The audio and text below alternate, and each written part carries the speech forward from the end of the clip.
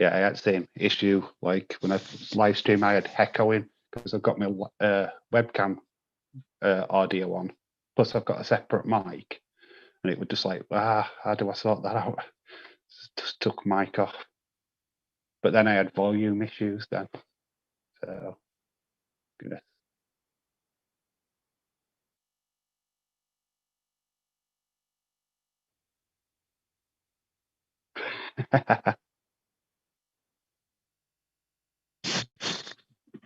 Yeah, I have popped into one of your streams before, and I know that you're pretty blunt. You swear quite a bit. So fair enough. I'm a little bit more clean, but yeah, well, to be honest, I say I'm clean.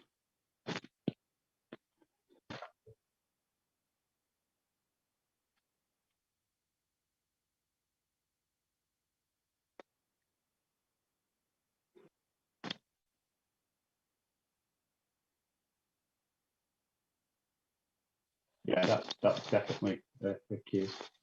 Don't go to Walmart either because that's like the neighbour of us in America. So pretty much the same deal.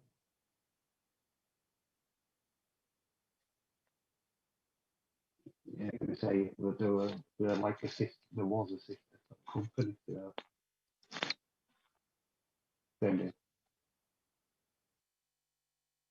Oh crap! Hi guys in the chat. I can't even see the guys in the chat. So hi, hello. Yeah. What about now, people? Can you hear me now? Sorry, Jonathan. Yeah, I'm taking over your channel here. I'll just take over. You relax. I'll take over. I'll do the stream from now on. It's the Indie Dave Wrestling Podcast, people. But yeah, Dave in real life is taking over. Yay. Yeah, we got Clay Yeah, Sculpture. you can do it to me tomorrow. You can box in my stream and try and take over. Yeah, Dave was just saying before we were starting, guys. Dave's got a stream tomorrow. As soon as he puts it up, I'm going to put it on the IndieView Twitter, the Johnny Bates Twitter. You know what I mean, guys? Go and check out Dave tomorrow. Yeah, audio issues, full on. You'll have to put your volumes really high to listen to me. But I'm going to get proper mics and stuff sorted out for future. Yeah. But yeah, we got Clay Sculptures in the chat. John Dioria. Austin316. What's up, Austin? Hey, Austin. Yeah, Austin popping in the IndieView chat. A real rarity in the IndieView chat. Yeah, we've also... I'm here. I brought him in. I brought him in for you. Well, welcome, Austin. We are not very friendly here. We're pretty blunt. But at the same time, we try not to tread on toes. But we do take a lot of shots at other YouTubers. But we've also got Dalton Riley, IVW wrestler, Dalton Riley. How's it going, everybody in the chat? Yeah. Hi guys, how you doing? I can't see the chat, by the way, so you're gonna have to guide me what they're saying. So I'll read that out to you. But yeah, Austin says, what time will his stream be? I might be asleep since it's a Sunday. Yeah, mine probably, I'm looking at around about 8, maybe even 9 o'clock with nobody else streaming. I don't think Wrestling Days will be doing more tomorrow, so we're doing all tonight. So I might change the time a little bit. Not sure. Yeah. Well, I was going to do a No Way Out 2005 stream, so you tell me what time you're doing it, and I'll like do the the stream around that for you. We've also got John Covington in the chat, one of our moderators here. Puppy Covington, how's it going, Daddy? Nice.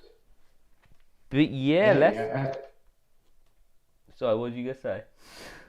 Yeah, I usually put the streams on around about just after See Wrestling does his premiere, so it'll be about 8 o'clock-ish, around about that time, UK time. So, and I usually go for about an hour and a half. I've got an hour and a half last time, but yeah, I could probably do an hour. Depends on what the chat's like.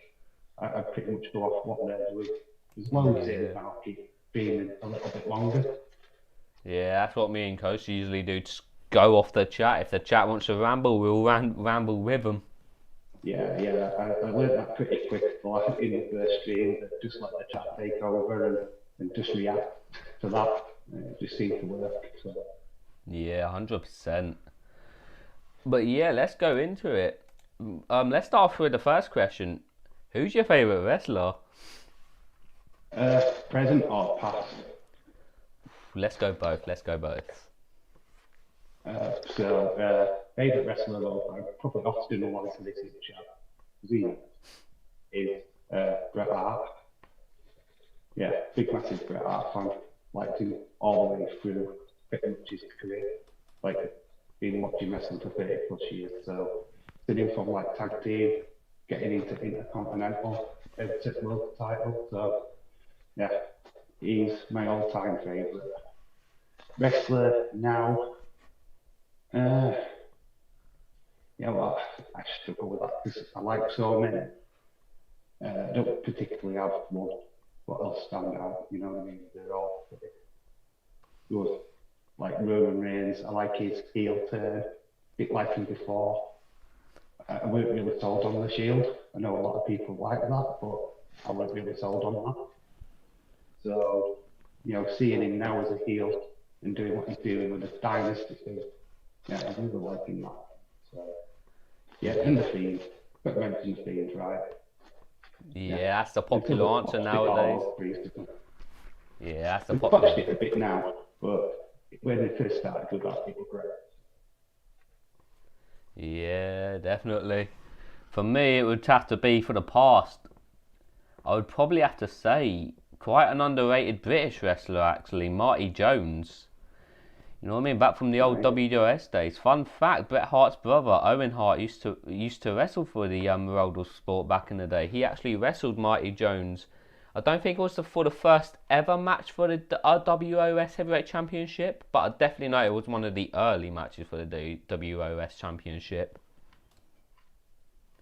Present? I know most of my wrestling back in the day, like when I was really young, I used to watch like Big Daddy, Giant Ace Cats and all that sort of stuff. That's my generation. I'm sorry, I'm like proper old. Yeah, the only masked wrestler That's my introduction to it also. Yeah, the only masked wrestler we used to see back then, well, I don't know why we say we, I wasn't even alive back then, but the only masked wrestler back then really was Kendo Nagasaki, and even then he weren't like... He were, fun fact though, he were a rip-off from an NWA wrestler. Damn, I never... Because there was a Kendo Nagasaki, but wrestled in the NWA around about the same time. So we had the British version, and then there was an American guy, but was by the same name. So bizarre. Yeah, it's like the Nature Boy situation. The rip-off's more famous than the original. Yeah, Buddy Rogers. Yeah. Is it Buddy? Yeah, Buddy Rogers, I think. Yeah, but for present wrestlers, I know a lot of people in the chat would probably think that I'm going to say Kimberly. But believe it or not, despite the fact, people, that I'm a Kimberly stan, Kimberly is not actually my favourite wrestler. And it's funny because my favourite present, like current wrestler isn't actually like mainstream. He's actually from my local indie. I've wrestled him, and that's Shane Palmer. One of the original LEP Junior champions. You people know that I worked my arse off for that belt. Alright, I never got it because the LEP shut down. But Shane Palmer, he worked his arse off. Like, his training methods, it's very much like MMA, people. You know what I mean? It's very strict. It's very do this, do that. And it's like the Undertaker said the other day. I know the Undertaker's getting a lot of shit for what he said the other day. But at the end of the day... That was good.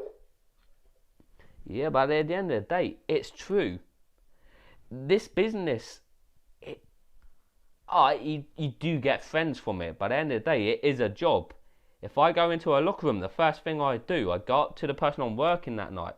I shake their hand. If you don't shake their hand, just get out of the business. You do. But to show respect. Yeah, and it's not only that. Yeah, but wait. And it's not only that. It shows. So say if I went up and shook Vader's hand, if that was a stiff handshake, you know that he'd be working stiff tonight. Or say if I went up to, say, someone who's very soft in the ring, like say Bret Hart, and he had a soft or quite a firm but soft grip, you know that you'd be working someone normally that night, and then you go up to them, and then you sort out your match. If you want to go out for a bit, go get a drink, fine, but be back by showtime. Nowadays, Undertaker's right, people do just play video games. It's all well and good having friends in the business, but business is business. Wrestling is a job at the end of the day. Yeah, right. I was like talking to somebody in on SmackDown stream yesterday, and when Undertaker said that, it's literally reason why he said you expect like knives or guns in the bags is because back in the day you paid on the show. It went to a bank transaction. You just got paid the fee that you got the night for the attendance and how you performed. So they were very protective of the money that they were carrying. So yeah, you would have weapons just to protect yourself so that nobody else was going to come and attack you and take your earnings. So that's probably what he means by that. But now that wrestlers have just got too relaxed, they are playing the computer games because there's no threat. They're not going to lose their earnings because it's an annual pay. They're going to get it anyway, end of each month or whatever their pay bracket are. Do you know what I mean? But wrestlers back in Undertaker's day, you know, when he first started out, it were all paid per show. They got whatever the attendance earnings was. So that's the reason why he's made that comparison to. But yeah, like you say, when you shake somebody's hand in a wrestling, when you go into a backstage of a wrestling, it's all about respect anyway. You've got to have that connection with the other wrestler. Because you basically put in each other's lives, in each other's hands, if you know what I mean. So, yeah, very understandable. Yeah, and I know some people like Wrestle Talk have been twisting it. Even Crazy Steve called him out. One of my favourite wrestlers, not my favourite current wrestler, but definitely one of like my favourite wrestlers, just calling people out for twisting what Undertaker said. And like, I get why people do give Undertaker shit for what he said. But yeah, at the end of the day, he's right. Yeah, it's just old school mentality. It's just a different era. And it's not saying that playing computer games before you go out to the ring is a bad thing. I mean, it's just that culture now. It's just changed that much. Yeah. Austin 316 says, if I have a question for Dave,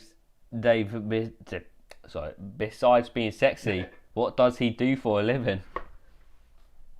The living question. Oh, it's so boring. You probably even know this because obviously you're in the UK.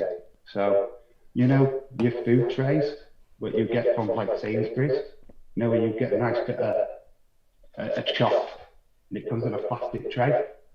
Yeah, my company makes the plastic tray. Yeah, basically I pack that for a living. That is my job. It's boring as hell, but there you go. That's what I do. By the end of the day, it's for the dough. Oh, I get paid pretty well for my job, but it's still boring. Yeah. And Austin also says, wait, Austin, do you mean Dave or Days? There's no wrestling days on me. Fair enough. Dalton says, my favourite wrestler from the past was Stone Cold, and the present, I would have to say, Bray Wyatt. Yeah, definitely fair enough. I could understand why people like Stone Cold. He did come across really well. To be honest, it was at a time when I stopped watching wrestling when he properly came through. Just because I was 20, I was out drinking, meeting women and all that stuff. I mean, a different life back then. Totally changed now. Got to be the 40s and stuff. So, yeah, I missed a lot of the attitude there just by being a lad. Basically. Yeah, Austin obviously bringing in a fart ton of money to the WWF at the time, phasing out as it became the WWE, because it's like the Undertaker, the era's changed, so the, pardon the pun, attitude changed. And there wasn't much room for guys like Stone Cold anymore, and it came into guys like Cena, Batista, Orton, even Triple H. The ruthless aggression era. Yeah, The that's thing what is, they though, is call it. like World Wildlife Fund, the WWF like charity, what was suing WWE or WWF at the time. It worked in WWF's favour because they came up with the slogan "Get the fuck out," "Get the f out."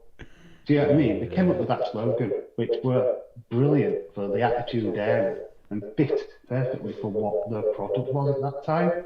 So it really did them a massive favour, you know, being taken to court over the rights of the name. Yeah, the entertainment bit now, yeah, it's well, basically it is pure just entertainment now. The wrestling side's pretty much dying out with it. So Yeah, and it's a shame to see. You've got to watch like ROH, to some point AEW, you know, to watch proper wrestling. You know, you really got to look at like indie promotions to get the proper wrestling that we used to, like what I used to see when I was growing up. It's just all very dramatic now. Too many like people changing clothes in the middle of matches. Yeah, and that also and that also ties back to what Taker said with they spend time playing too much video games and making themselves look pretty. At the end of the day, if you go backstage, you don't. Obviously, your look is part of your character. It's like I used to have spiky face paint going right up this eye. But at the end of the day, I didn't spend half an hour or 2 hours on that. I used to just spend 10 minutes. Oh, get the face paint out, whack that on. If any of you get into the business, even backyard, I did the backyards as well, people. You know that if you're a regular on this channel, I did the backyards. You don't even need to make yourself look pretty there. Because let's be honest, people, the backyards ain't fucking pretty anyway. I'm gonna say the backyard wrestling crew literally just throw themselves through anything and anything they can find. It's literally, you're gonna get bloody pretty quick. So there's no point in looking pretty before you start. So exactly, and if you look at the backyards, people, it's very, very rare that you'll find a trained wrestler. And I don't mean like someone who's just trained to wrestle. I mean someone who can get in a garden ring or even a professional ring and tie up and have a good little wrestle. That's very rare. Austin's saying that he's got to disappear for a few minutes. He's got to help out his mother quick.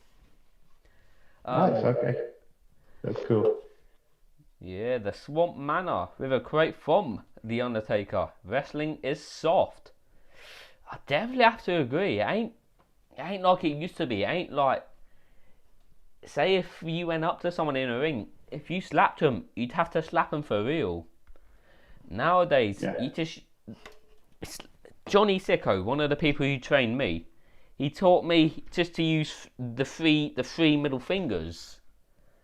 Okay, now I wouldn't ever recommend doing this, but if anyone like says that, just take this finger away, take this finger away, and just give them the middle one. Because the three middle fingers, it does make a sound, but it just brushes. You don't get the effect. And in wrestling, the effect is what you need to make the crowd whoosh and awaken.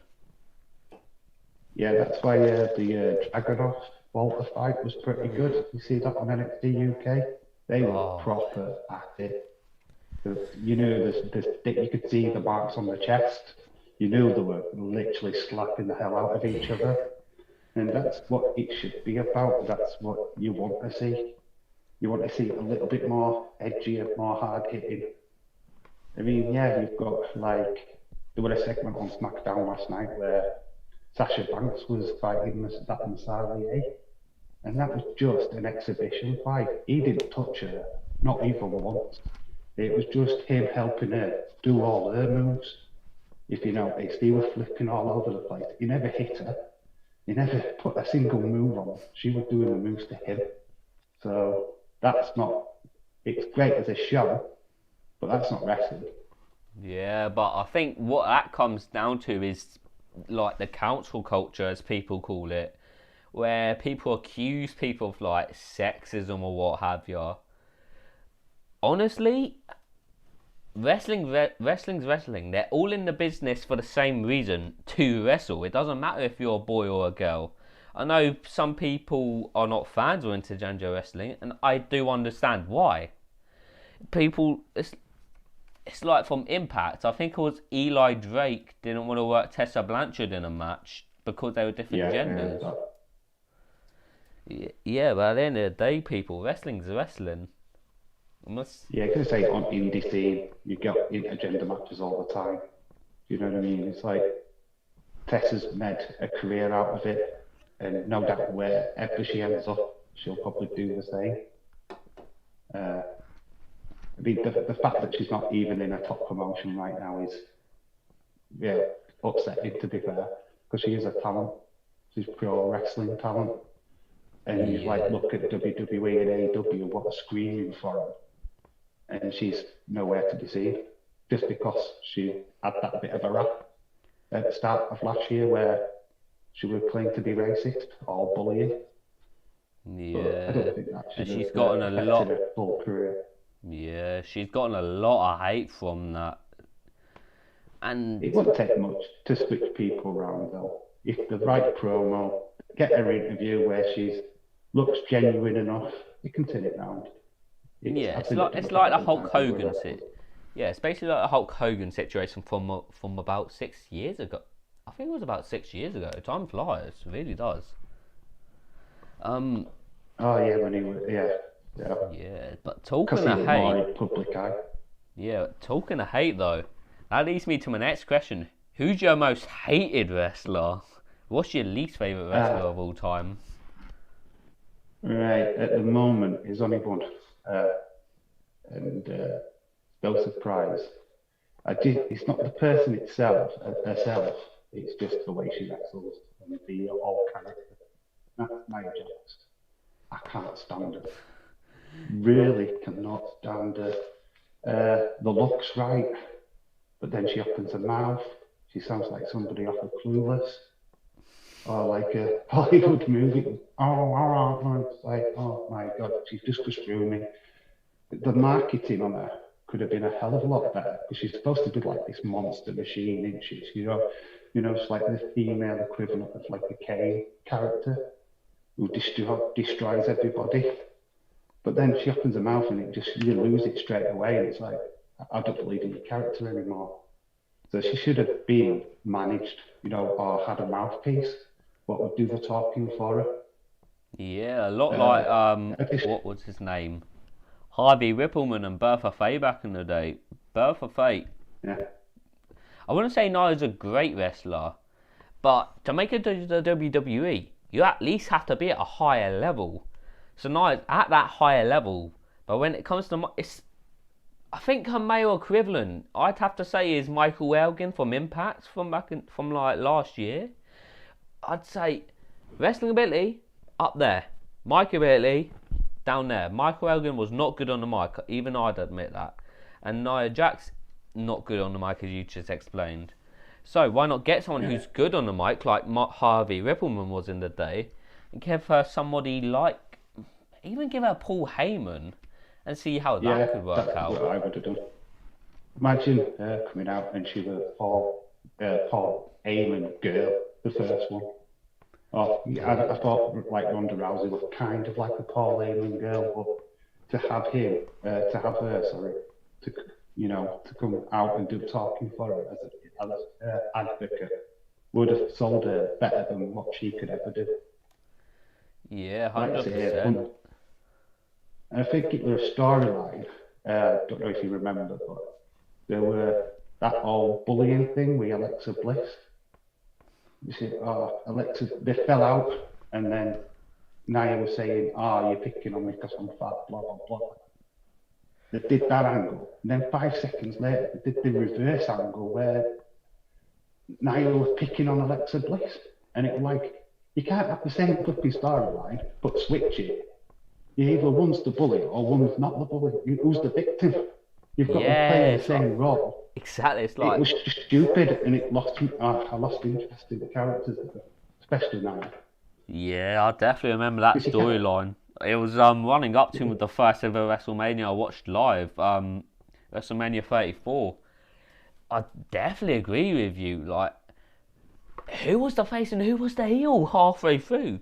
It was obvious leading Yeah, up because that they Mickey. switched it, and it was like Alexa is more believable as an heel.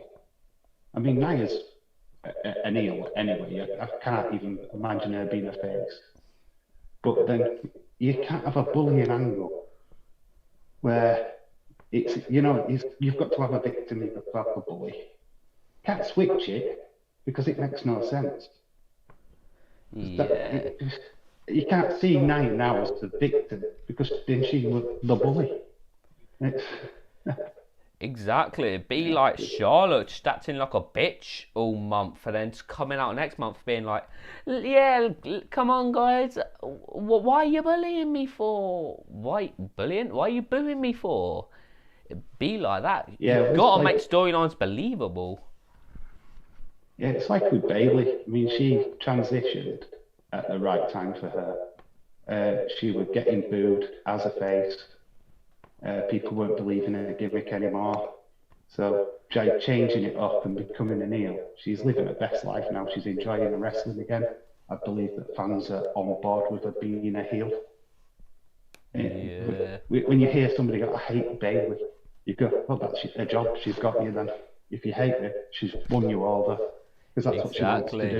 That's why That's King the job of a Corbin heel." that's why King Corbin gets so much hate because he gets X-Pac heat, but that's his job. I think he's a nice guy in real life. I've never met him, Oh, never yeah, I've seen seen. a lot of him outside of wrestling. But I'll say that he's a nice guy. He's the safest worker actually in WWE at the moment. He is so particular on his wrestling. I've seen plenty of clips where he saved people from their botches. He's like made incredible saves when they've been like doing moonsaults, and he'll literally be there to catch them to make sure that there's no damage. He's honestly, one of the safest workers there. Yeah, I could He's believe got that that in his. definitely. I look at a King Corbin match and and you think it's going to be bad because it's King Corbin, but you look at it and you go, "Whoa, where the hell did he come from?" Because Yeah, I give Austin 316 a lot of stick for like King Corbin. I just, he says it like Bailey's boring because I like her. And I'll go, "Oh, well, Corbin's boring." You know what I mean? It's like yin and yang. But I actually respect what he does in wrestling. Just wished they'd give him a proper storyline now. Because he's kind of just like thrown in a hot, that match against Dominic, where did that going? That was a note match. It's got nothing to do with any storyline. It was just, "Oh, we'll put you against Dominic," and that's it. It's just a filler. yeah, So he needs to have 100%. something. They've given him these 2 nights now, and it's like they still haven't got a storyline. So why are you giving him 2 people to come to ring with him if they're not using them? Yeah, it's not even Just like makes no sense. Ray or Murphy was at ringside for Dominic last night. They weren't there. So what was the need for the Knights of the Lone Wolf to come in? Because it's not like they're being used. It's not like they're attacking people. It's just Yeah, like Jackson Riker. It's like Jackson Riker, where these three was the Forgotten Sons back in like SmackDown. NXT. Yeah, and even NXT, they used to be so good in NXT and SmackDown. Around this time last year, Jackson got in the shit for like promoting their characters through Donald Trump and that. Jackson Yeah. Riker, if anything, he's coming off better. Okay, that came out wrong. He's come out better on the other hand because he's wrestling. But the Knights of the Lone Wolf, they're literally just standing there, not doing nothing, looking pretty stupid. Yeah. But yeah, That's the thing. It's like there's good storylines, and then there's just filler. and that's what WWE is failing on, is that there's the slaughter filler. I mean, you look at like NXT from Wednesday, nearly every match on that show meant something. You know, you've got the Dusty Cup. Whether you're into Dusty Cup or not, don't matter. The matches actually are to progress to the next round, so they're fighting for something. You have a match between Dominic and Corbin, what they're fighting for. I mean, it's an overused feud between them anyway. You know, because Corbin's like faced Ray, his dad, a couple of times, blah blah blah. But it's not a storyline. It's just a filler match. Just need more build and have it mean something. Give them something to. I mean, Corbin's king, but who's challenging him? Doesn't anybody else want to be king? Do you know what I mean? It's like, and you don't want to challenge that. If that's a title, why is nobody wanting to challenge that?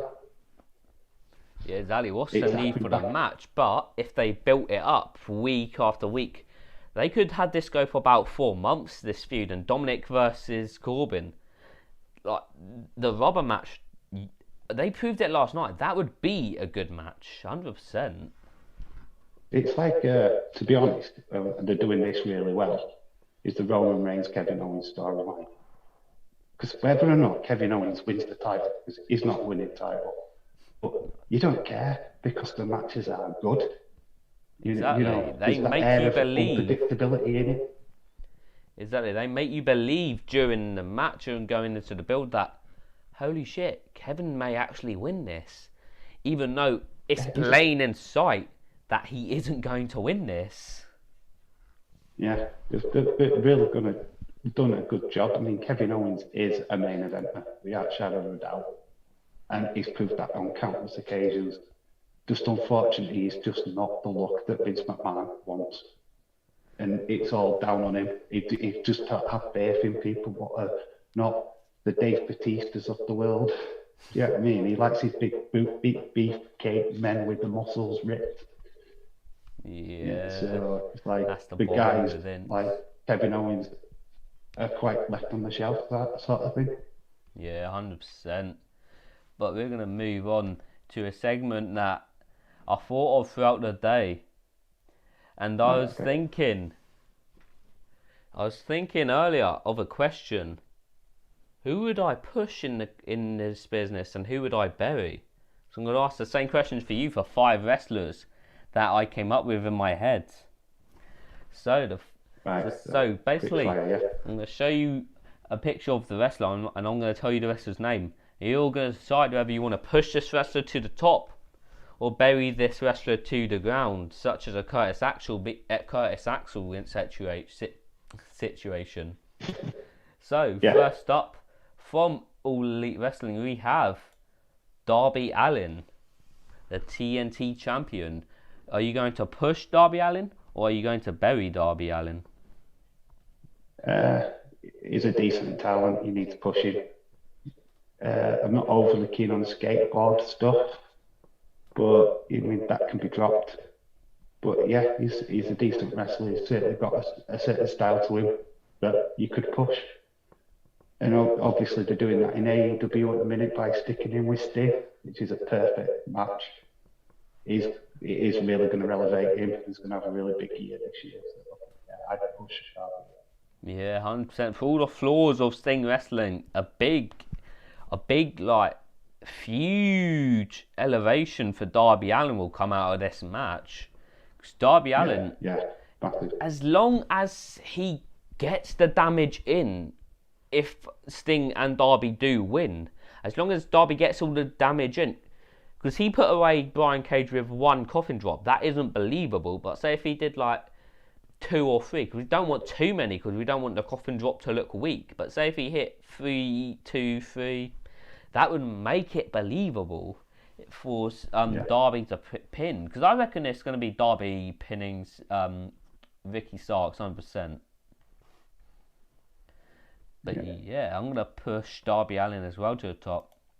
Next up, it's the man who thinks he's cool, Carlito. Are you going to have a returning Carlito push him to the top, or bury him to the bottom of the card? If it's the gimmick that he had back in the day, bury, because it's out of date. It doesn't work in this day and age, I'm afraid. His character's gone. There's nobody who needs to act like the cool anymore. You're just cool, or you're not. It's simple as that. Spitting an apple in people's faces just don't work anymore. Great in the day, but yeah, I don't want to see him back right now. So I'd bury him. Yeah, well, personally, with a couple tweaks to his character, I would push him. But with the character he had back in the day, as you said, it would be out of date nowadays. So in that aspect, I would bury him. But if you got rid of the apple, just because that's just hygiene reasons. You know what I mean? Like, I'm big on hygiene in wrestling. Get rid of the apple because I don't want an apple spat in my face.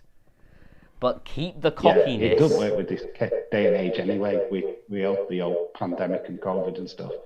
It's I don't think even after all this is cleared up that would be okay. Do you know what I mean? It's like nobody wants stuff spats in the face. No. Especially, well. Yeah, definitely keep the cockiness.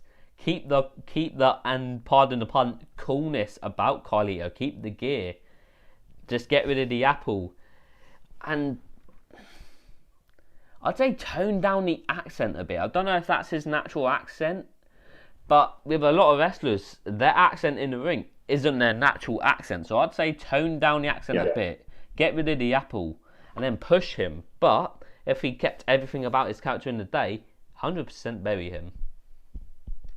Yeah, I just think that his look as well wouldn't carry that across. I mean, it'd be fine for a bit. There's a bit of nostalgia, like an entrance at Royal Rumble. But after that, you'd not want him at all. He's good for about 5 seconds, and then you'd be bored of it. Yeah. But up next, from the NXT brand, a man who used to wrestle in Impact Wrestling as the Bro, Robbie E. Now in NXT as Robert Stone. Are you going to push or are you going to bury the leader of the Robert Stone brand?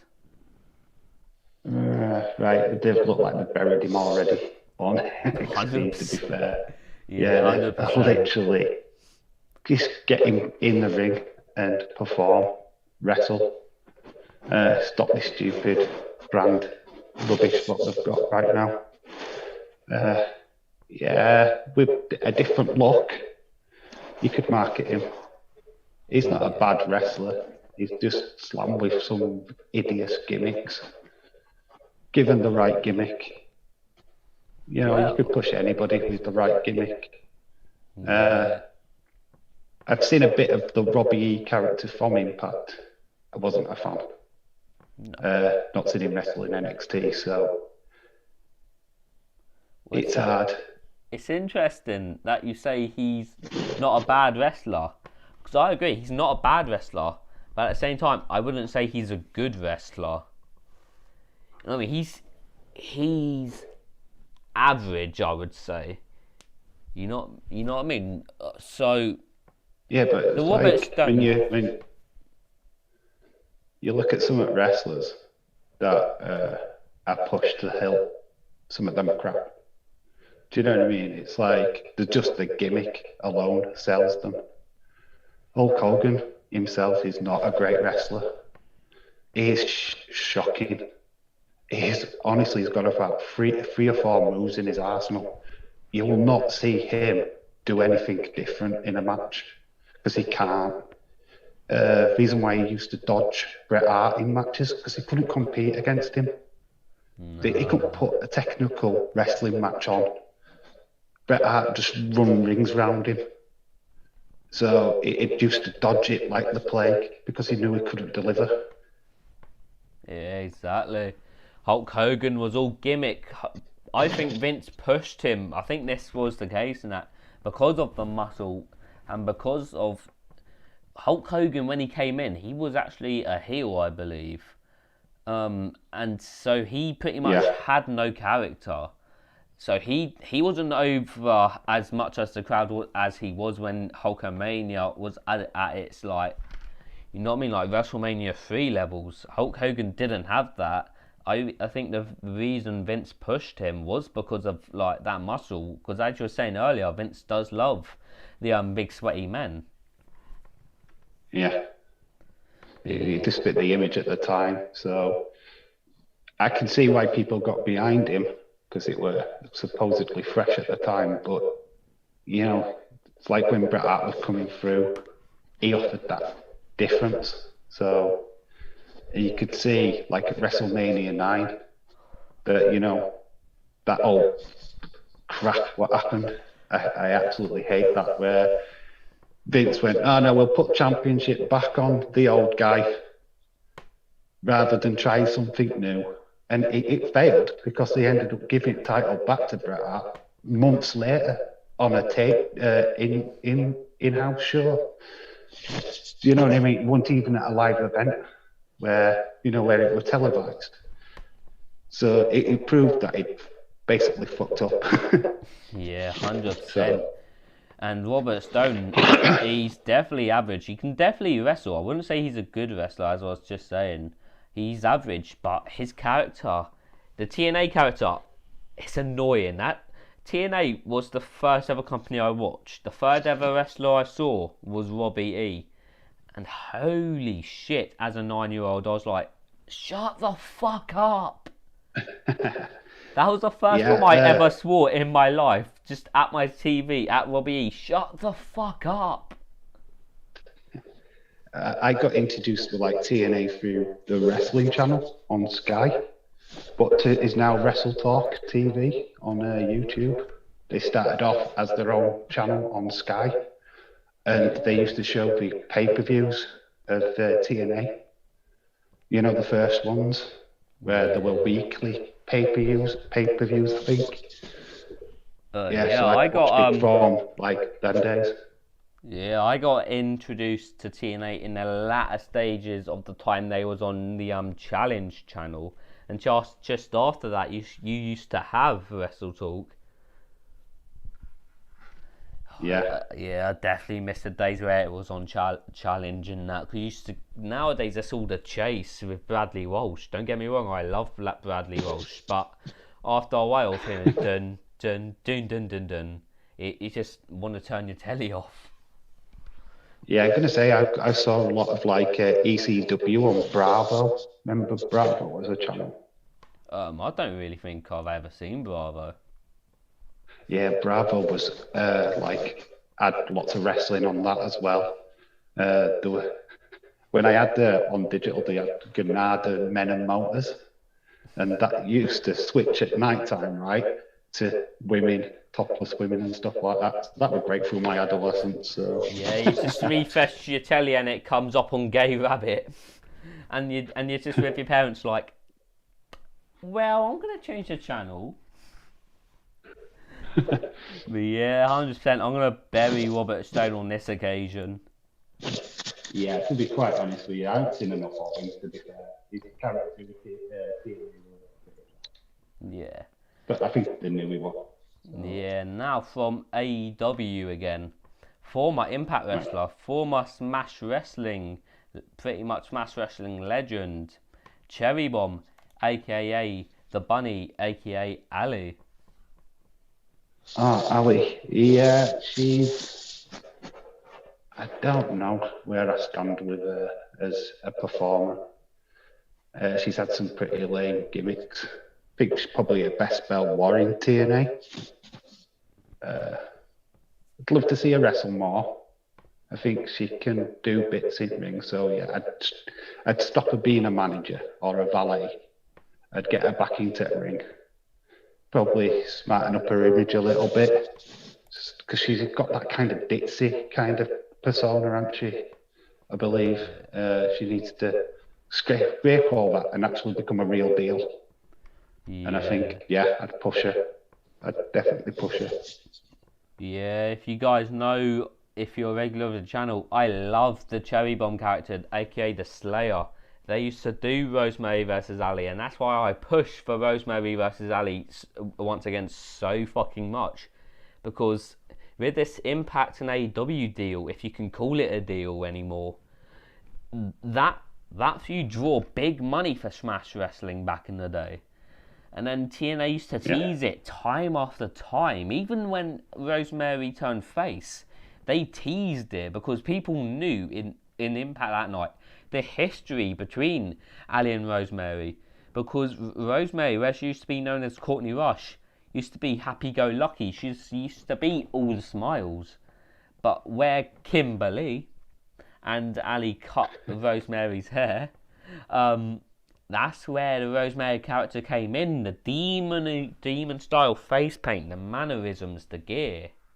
That's where it all came in. And Ali, most people know Ali for being a face, I would say, as the bunny character in Impact. Yeah. Because that's where her mainstream television stuff began in Impact. So most people think she started as Maria Kanellis' assistant, I think it was. But either way, like as you were saying, star up her image. I would bring the Slayer back, even if you do Abaddon versus Ali, but as the Slayer, that would still be a great feud. Yeah, I think AEW needs to sort the female division out first. Get more TV time. I mean, yeah, they get bits on AEW Dark, which I love watching, just because you get the female matches and indie wrestlers getting a go. But you get one match on Dynamite every week of a female match, and it's just not enough. They need to have more spotlight on the female division. That's what it's lacking. There's the talent there. It's just the spotlight's not on them. It's all about the guys in 8-man tags, and you know what I mean. It's like cut the 8-man tags out of the crap, the boring. Put a female match in its place, or your pay-per-views. Have it second if you've got a female title match, like Shida versus Thunder Rosa, should have been the second, the co-main event without a shadow of a doubt, because the indie people loved Thunder Rosa, and the AEW hardcore fans would love Shida, so it should have been elevated higher. And you got a match against Jericho and Orange Cassidy in a Mombosa bloody match.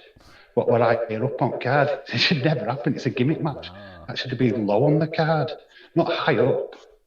Yeah, I get frustrated with AEW with how they treat the females.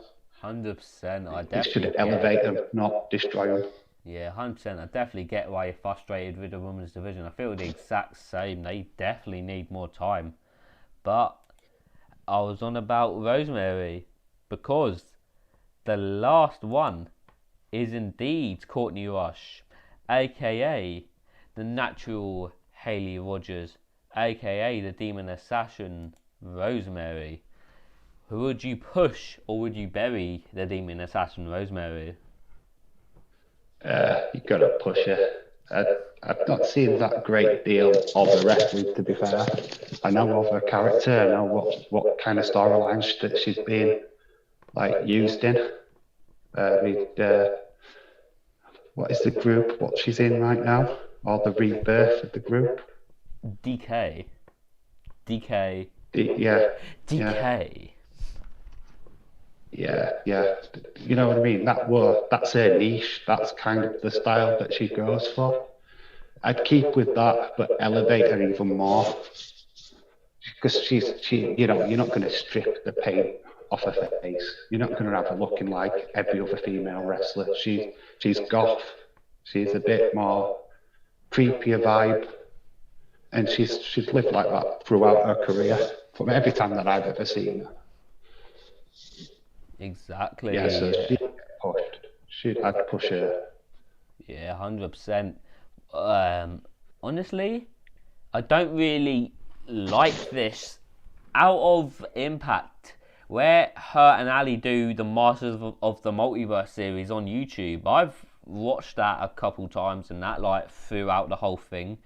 Throughout the latter stages, not really for me.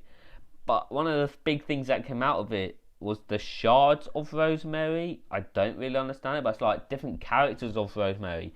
You have Greed. You have my favourite version, which is Wrath, which is the badass, come here and I'll fucking kill ya, Rosemary.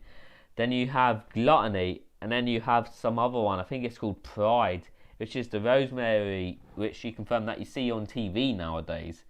Like, the friendlier Rosemary. Personally, I love Rosemary, you know what I mean? One of my favourite wrestlers, favourite female wrestler of all time. But, get rid of, like, the friendly aspect of her.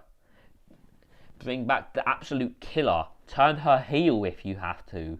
Decay was always suited better as a heel stable with her Crazy Stephen Abyss. Don't keep her as a face, because that's where she's got to be friendly. If you're heel, you ain't got to be friendly. You can just be a right arsehole and people will just think, oh, that's their job. Because essentially it fucking is. Yeah, the old point, this is why like people like Triple H had so much fun being heels. It's because it's so easy to rattle up a crowd than it is to make a crowd believe in what you're doing. The whole job of the heel is to make the face look great. So getting all the heat is ideal. Some of the best wrestlers, if you look, Ric Flair, great as a heel. Would Sting be as noted now if it weren't for Ric Flair? No, of course not. Sting's not that great, but Ric Flair made him great. So, you know what I mean? It's like John Cena. We have Triple H. Would John Cena be great? Well, I'm not saying he's great, but would he be where he is now, noted with the fans? If he didn't have that heel, what elevated him? No, and in Do you know what I mean? So, yeah, you need like these Rosemary characters as heels. Yeah, 100%. And in Cena's to really case, drum it up. yeah, and in Cena's case, it was Angle that elevated to the next level. Danny Walsh, one of my other trainers, 'cause I had 3 trainers. Shane Palmer was actually one of them. Danny Walsh, Shane Palmer, and Johnny Sicko. Danny Walsh said it best. We all have that one match that makes us go, whoa, and just elevates us to the next level. Mine was against one of the other junior wrestlers, Tyler Redwood, back in March 2019. He pulled the best out of me that night. And obviously, Cena it was Angle. Rosemary it was Ali. Jordan Grace, I'd probably have to say Johnny Purrazzo. You know what I mean? We all babyfaces have that one heel that will always bring the best out of them, because the heels are usually the better workers. Yeah. The faces, they all have the big characters, whilst the heels have the big wrestling ability, and the heels use the big wrestling ability to enhance. It's how the Hulk Hogan formula used to work. Just get beaten down by the heel throughout the match, and then you have the big comeback with the big boot and the leg drop at the end, the 1, 2, 3. The thing with Hogan, though, it got to a point like his WCW days, where he was handpicking his friends to fight him, like Tugboat. Well, he became Shockmaster and stuff like that. You know, the old Legion of Doom kind of thing, what they were doing. They were all Hogan's mates. Yeah. He got them all signed for WCW. So he was fighting people he knew who were his best mates, his little clique. And that's why WCW was trash at some points, where they needed like the outsiders to come in. But then you look at all the success of WCW beating WWE in the ratings war. We're literally old WWE guys, but we're beating WWE. So really, was it a victory? Not really. You only really had Goldberg, and he was fed wrestler after wrestler. He didn't win any of them 100 and odd matches because he was good, because he was made to look good by the jobbers, what were fed to him. Exactly. Goldberg now can't wrestle for shit. Exactly, 100%. I agree with you. That's one of the best ways I've ever heard someone explain that, because people also give Dixie Carter from her TNA days a lot of shit for quote unquote driving TNA into the ground. But if you think about the time that was happening, you had people like Vince Russo, Eric Bischoff, and Hulk Hogan. They're the three evil musketeers of wrestling, you could say. You don't want to employ Russo, Bischoff, or Hogan. Yeah, going to say Ric Flair at one point, especially in WCW, was also a part of the problem, giving him that creative role at the back. He didn't know how to book a match.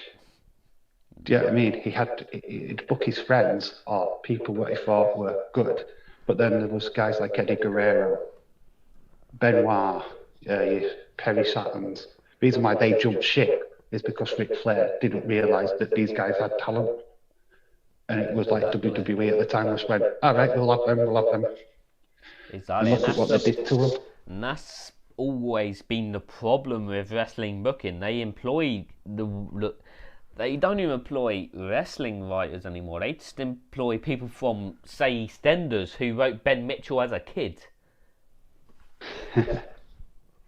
Well, no, you've got creative on Monday Night Raw, but they're not creative because Vince McMahon just comes in like an hour after or an hour before the show, changes absolutely everything, so there's absolute chaos. So basically, you've got script writers what are worth nothing because Vince has got the ultimate say, and you'll just go, well, I don't like that, so we're not doing that tonight. You're going to do this instead. That's why it always looks disjointed on Raw. It's because the guys what are going into that show don't know what they're doing. Yeah, because it's literally planned as they're going out. Yeah, that's why so many people wanted to leave the WCW back in the day. Which also brings me to a story about Ric Flair, quite an infamous story about Ric Flair and his problems with management back in WCW, where I don't think it was Ted Turner, I think it was somebody else came in. I wanted to change him to Spartacus with like yeah, I've heard this story. With like a gold earring, basically like a Roman emperor with a shield and armor. That is not Ric Flair. Ric Flair is not basically a Roman Magnus emperor. in TNA. Oh, God, yeah, Brutus Magnus, they used to call him. That was because of his. Because I didn't even know this. I learned this off of my mother. Because my mother's never watched wrestling, but for some reason she knew this. Magnus used to be part of Gladiators back in. Yes. And then I used to watch. It was called the Oblivion, and his nickname was the Big O. That's what they used to call him, the Big O. And then I think they had like a big feud between him and one of basically the Magnus of, because I think they did Gladiators back in the 90s or the 80s as well. So they basically had the 90s Magnus versus the 2000s Magnus. I think I was watching it on YouTube the other day. It was actually like. Yeah, I literally remember the original Gladiators to the Sky One Gladiators. So I actually watched the original Gladiators with Wolf and Jet. That's it. Wolf. Yeah, they did Wolf versus Oblivion, and I've never really watched a full episode of Gladiators, but one of the things that made me whoa and just glued my eyes to the thing was Oblivion versus Wolf, because it's very wrestling-esque. Yeah, the Mason Ryan came from Gladiators as well. He didn't have a big, massive role in WWE, but yeah, he was a gladiator from that show. So both him and Nick Aldis had come through into wrestling world. But Nick Aldis was already a wrestler when he was doing Gladiators. He started off as a wrestler, got the job on the Gladiators show.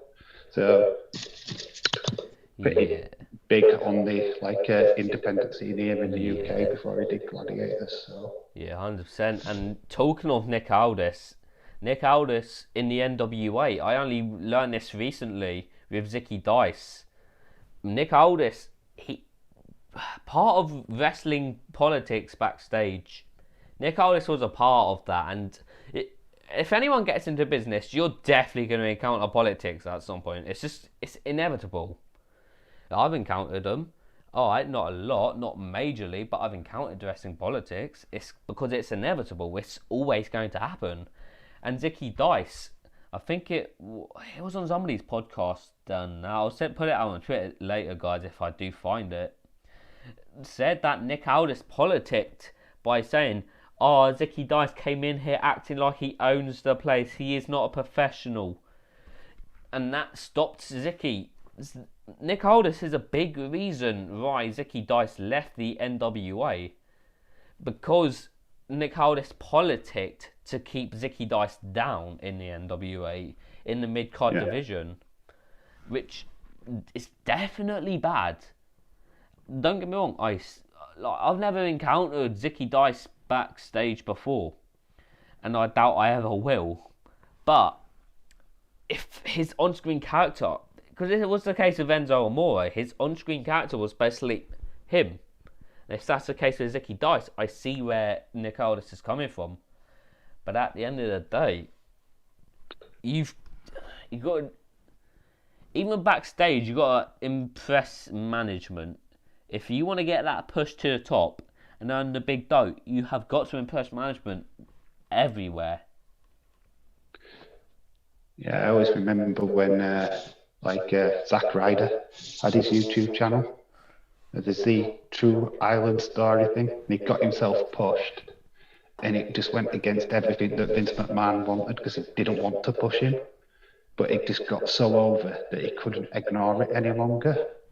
So they gave him like the US title, they gave him the Intercontinental title, then they pushed him off the stage, just to say, well, you know what, we might give you a push, the fans might give you a push, but we're not. So they did their old angle with Kane pushing him off the stage in the wheelchair. So yeah, 100%. Austin, also Coaster Maniacs in the chat. How's it going, dude?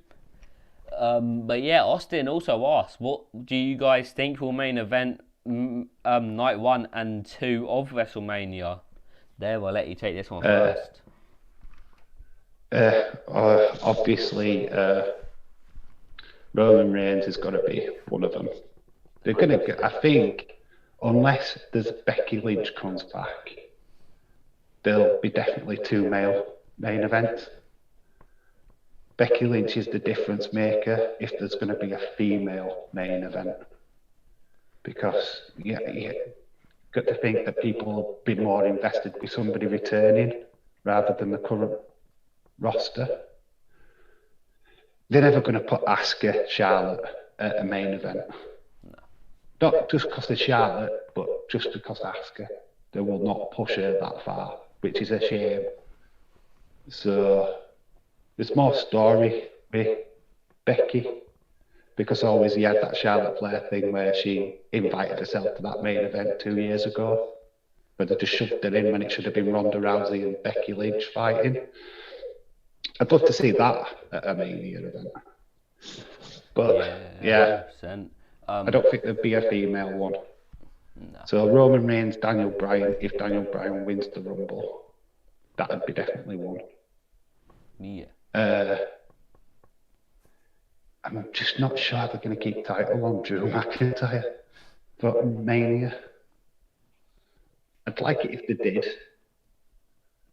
But then it's handpicking somebody to go up against him. Because they're not really pushing anybody on Raw at the minute. No. What I could see happening is one of two situations.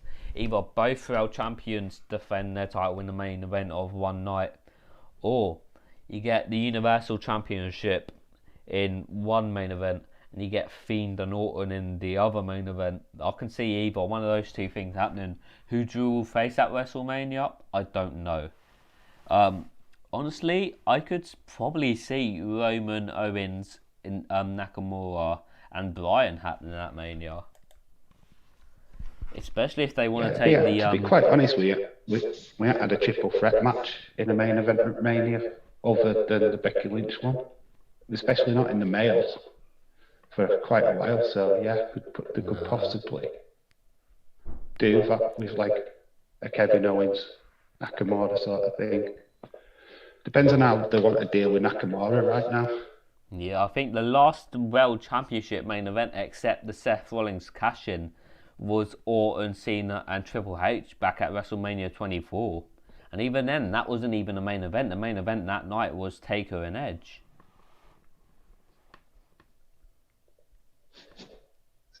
It's like we want to speculate, but like WWE at the moment don't even know what the main events are going to be at WrestleMania. They have no plan. They don't even know who's winning Rumble. Never mind what's going to happen at the main event. They just haven't decided yet. So it's hard to predict something that they can't even sort out. So. Yeah, 100%. But I don't want to see Goldberg at WrestleMania. Full stop. I don't want to see him there. I'm done with Goldberg. Let him have his match at Royal Rumble and bugger him off for a couple of months. Leave him away from Mania. Don't want him there. Yeah, exactly. Austin says probably Drew versus Sheamus at Mania. Well, I could see that 100%. They've got to start building it now. They started it. It looked like they got the pally thing, and it looked like they were teasing like a friendship like angle, and then Sheamus had turned on Drew, but then they've kind of stuck it on a back burner and left it alone for too long because of like Sheamus and Keith Lee are now having their feud or whatever, so they've got to return back to the Drew McIntyre thing pretty much straight away after Rumble for that to even work at Mania. But it's not impossible. Just needs a really good build to get to that point. Yeah, 100%. John Covington, one of our moderators in the chat, we have a really good point. Batista versus Orton versus Bryan back from Mania 30, and Triple H versus Michaels versus Benoit back from WrestleMania 20. I could definitely see, because where Benoit and Bryan won that match, they are both technical, very technical wrestlers. So I could definitely see another technical wrestler winning a World Championship at 40. But the question is, would we see that before 40? Would we see that this year, or 38 or 9? All depends on like Vince McMahon. Yeah. I want him to retire this year. That's where I'm at with what I want to happen in wrestling. I just think he's clogging it up a little bit too much with his old-fashioned ways. It needs a modern touch. I'm not 100% that Triple H is that modern touch, but if he could like translate what he's done at NXT and push that onto the main roster, then WWE would be going in the right direction. But while ever Vince is around changing things, it's never going to work. Not for a while. He needs to literally let his employees do the job he's paying them to do instead of sticking his nose in. Yeah, Then 100%. let's just have the creative do what they're paid for. Let the wrestlers do what they're paid for. No scripted promos. Let them just cut loose. Let them do what they should be doing. Speaking from the heart, like cutting a promo is a lost art in WWE now because they just don't let them do it anymore. It's too scripted. Yeah, Orton I think there's a lot of leeway for Orton. I think he gets away with cutting his own promos. But doesn't like Sasha Banks though, Bayley doesn't. No. There's a few others but don't do their own promo work. It's pretty much tight cast for them.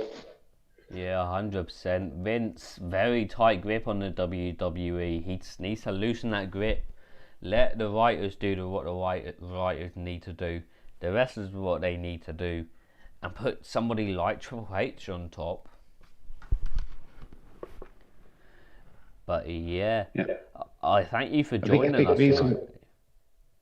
The reason why SmackDown works is because you've got Daniel Bryan, who's on the writing's creative staff there. And he knows the ins and outs of wrestling, so he knows how to tell the stories. Vince doesn't have that much say on that particular show. He literally leaves that down to Bruce Pritchard and like the creative team of Daniel Bryan. I think Jeff Hardy's on the creative team as well. I think there's a mix of wrestlers on the creative team. So that's why it looks like a proper wrestling show. And then Raw just looks like I don't know what it's like nowadays. Yeah. And it's 3 hours of boring crap half the time where you get a nice.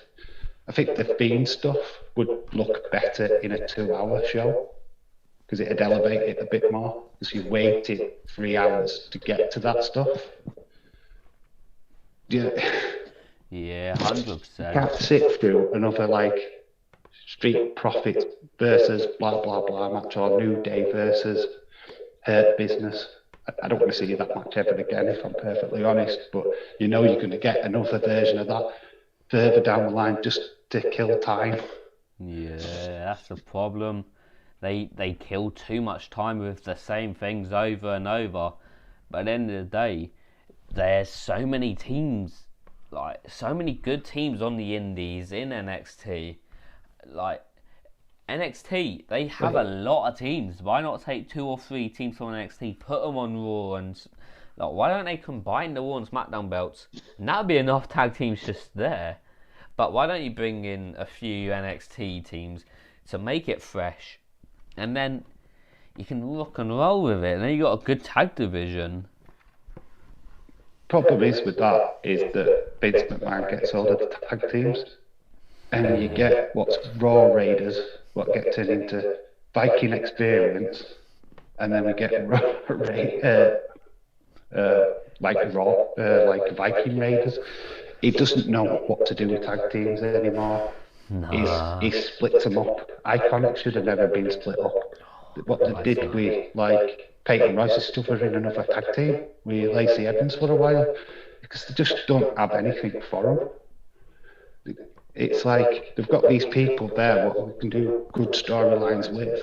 They just don't know how to do it. Raw had Charlotte Flair having a feud now with Lacey Evans.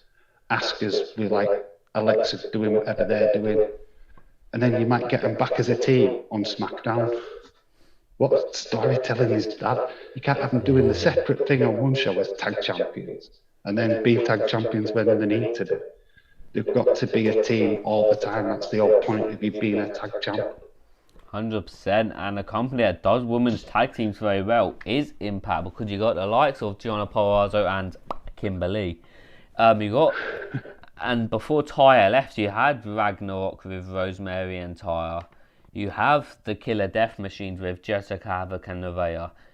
You even had Gail Kim, Lady Tupper, Gail Kim and Madison Rayne. You had Impact and women's tag teams, and just the women's wrestling in general. Impact and women just seem to blend together so well, because where Impact's style is pretty much a mix between the wrestling and the entertainment side of the business, where they mesh that together, it just works so well, because you get the hardcore like the Sami Callahans and the Eddie Edwards. You get the women's wrestling like Gianna Palazzos, the Rosemarys. You get the tag teams like the Good Brothers, the Motor City Machine Guns. And you get the main events like the Rick Swans, the Mooses, the EC3s. Yeah, you get... I think what's letting like Impact down is still the stigma of TNA, still stinking them out. I think they need a proper TV deal.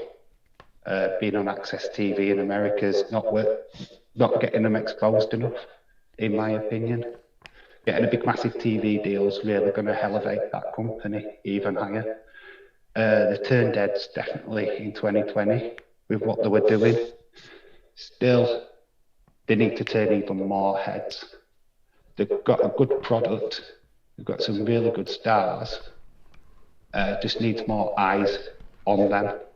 Yeah. Hopefully this coalition with AEW does that a bit, because it needs that little bit of a push, and people to go, oh, I didn't know Rick Swann was wrestling still, because everybody remembers him from like WWE and the 205 Live stuff, and probably just thought he'd fallen off the face of the planet because they don't watch TNA or Impact, and he's still wrestling and he's actually like a champ, or you know, in that main event scene. Yeah. So, yeah. And if I go back to what you were saying with a major TV deal, Alright, over there they got Access TV. We don't get that over here. Alright, we get Channel 5, but nobody watches Channel 5. Nobody even watches Channel 4 over here anymore. So why don't they... I don't watch TV full stop. I just watch YouTube. Same. Or streaming, like Disney Plus or WWE Network. Exactly. My social normal life, social life is streaming. I'm either asleep, at school, watching Netflix, or streaming, or asleep. That's literally it. But why don't they get a TV deal like ITV? Why don't they even go back on Challenge? Challenge, that... They've got a deal over here, haven't they, in UK, where they're on their Premier Sport. It's like the day after it's released in America. So, like, it's like you've got Impact on a Tuesday. It's on at 10 o'clock here in the UK on the Wednesday. And the pay-per-views are shown on the well, you'd have to buy a subscription for it, but the other Premier channel. So, yeah, it's over here, but it's just knowing where to find it. It's just not on that mainstream channel where it should be. 100%. Yeah, definitely. But thank you, Dave, for joining us here tonight. I've really enjoyed it. It's been fun. It's been really good. Yeah, we'd like to thank everybody that's joined the chat tonight.